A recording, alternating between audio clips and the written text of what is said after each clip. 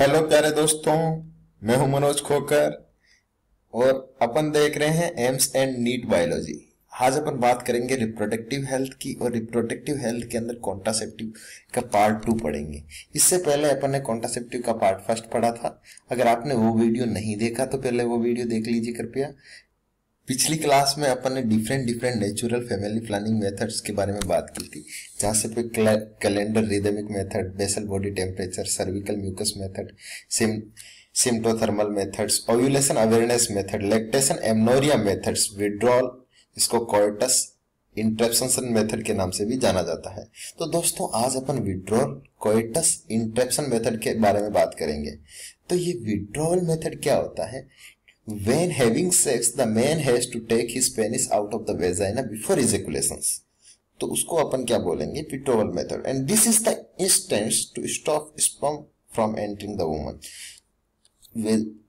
बस जस्ट उसके अंदर stop just before ejaculation, stop sperm from entering the woman's vagina.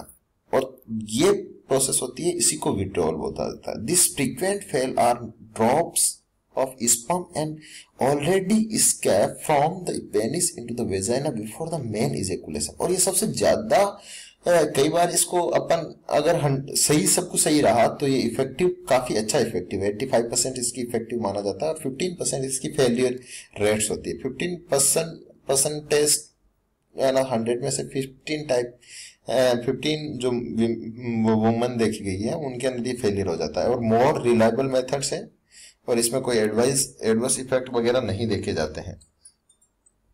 तो आगे दोस्तों अपन बात करेंगे नेक्स्ट। तो दोस्तों अब बात करते हैं मैकेनिकल फैमिली प्लानिंग मेथड्स की। मैकेनिकल मेथड्स के अंदर male condom, female condom, diaphragms, spermicides, intrauterine device और स्पंज वगैरह आते हैं। इनके अंदर ये सभी मैकेनिकल मेथड्स के अंदर आते हैं। सबसे पहले मेल कॉन्डोम्स की बात करते हैं। It is a thin latex और प्लास्टिक शीट। ये लेटेक्स और प्लास्टिक का बना होता है। Place over a man erect penis and during sex to traps sperm at the point of ejaculations and just be put on the penis as soon as it become erect and before any contact take place with the vagina and men should withdraw as soon as they have ejaculated and take care not to spill any semen and condom must be used with the care as they can slip off and slip, and they should never be used with oily based products and such as a petroleum jelly or stunts oils as will damage the rubbers. तो without lubricants इनको use किया जाता है। Advantage इनका ये easily available होते हैं और protect against sexual transmitted infection including HIV and ads.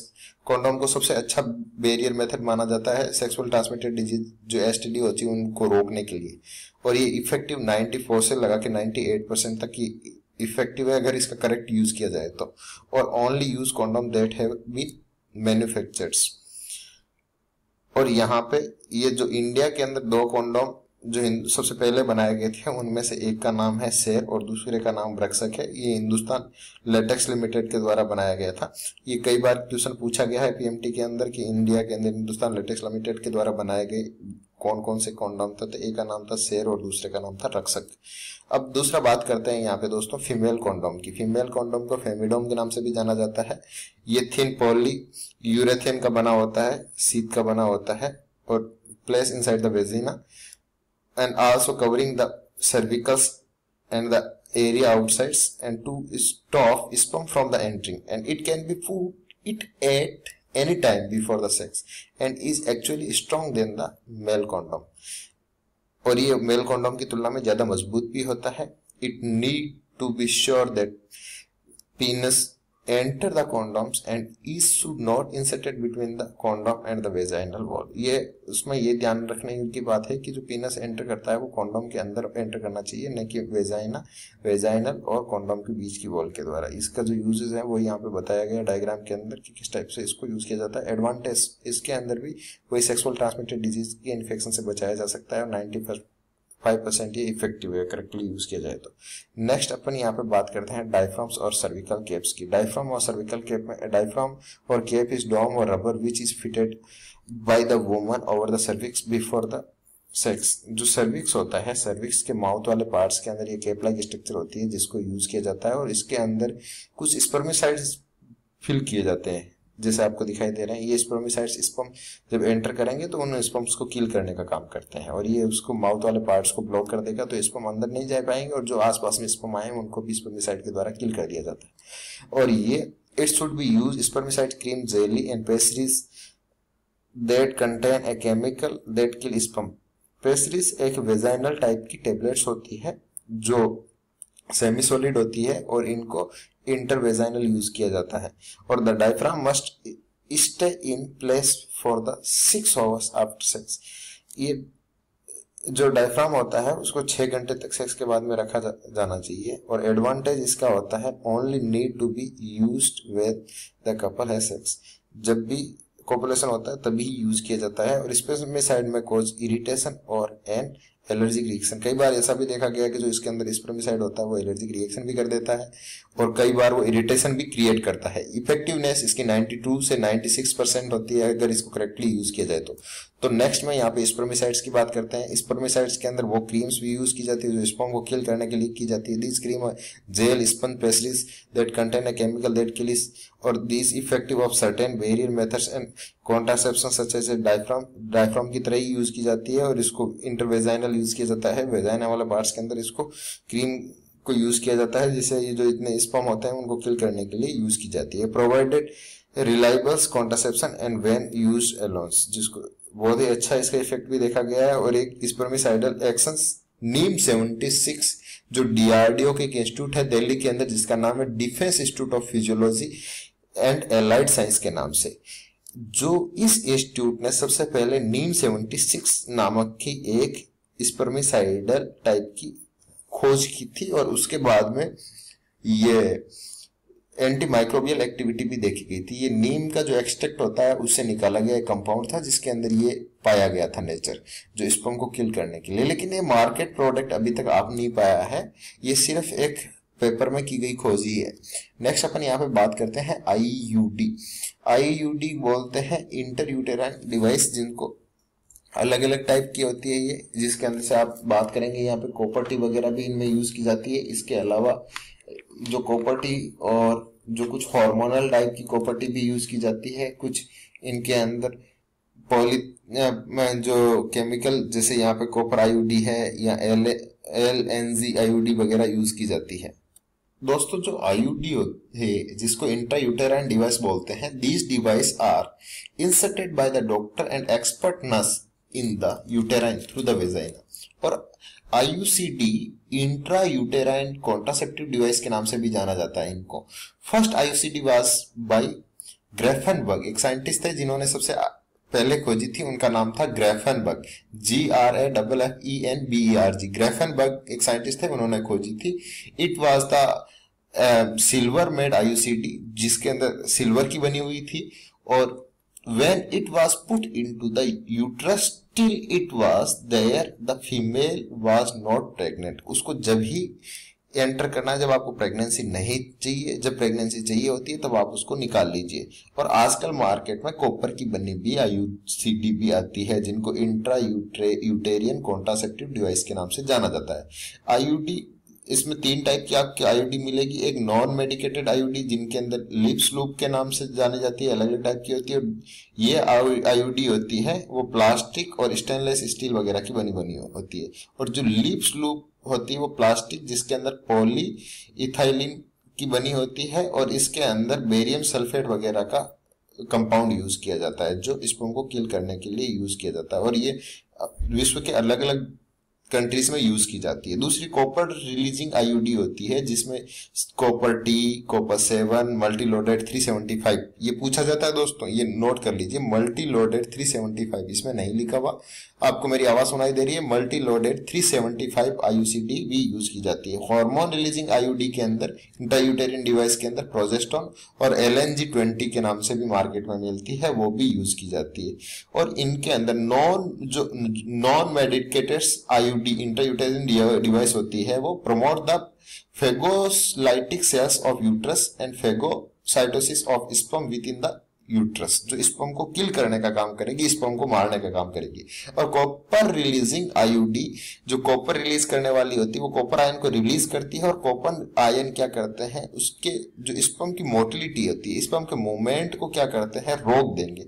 और अगर स्पर्म का मूवमेंट रुक जाएगा तो स्पर्म फैलोपियन ट्यूब्स को कवर करते हुए अंदर तक, यहाँ पे स्पर्म रुक गया तो यहाँ तक पहुंच नहीं पाएगा, तो स्पर्म यहाँ पहुंच नहीं पाएगा तो यहाँ पे फर्टिलाइजेशन नहीं हो पाएगा। तो इस प्रोसेस को रोकने का काम करता है। इसके अलावा the hormone releasing IUD make the uterine unsuitable for implantations and the cervix hostile to the sperms, and IUD are ideal contraceptive for the female who want to delay pregnancy and or space children।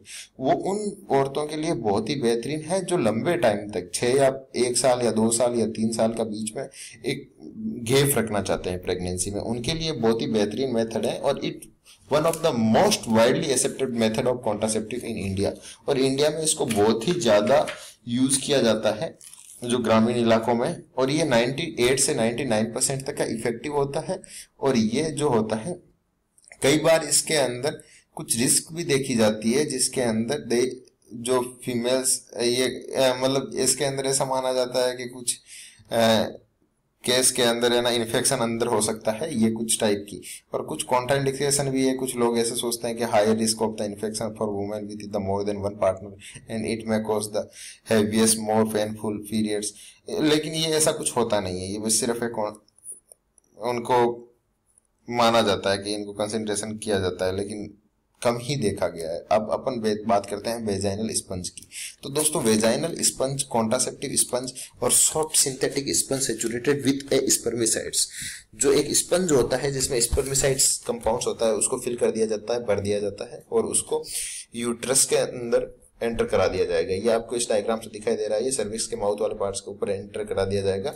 और period to intercourse the sponge is moistured insert into the vagina and place over the cervix, and after intercourse the sponge is left in a place for 6 to 8 hours, जो 6 से लगा के 8 घंटे तक इसको अंदर ही रखा जाता है।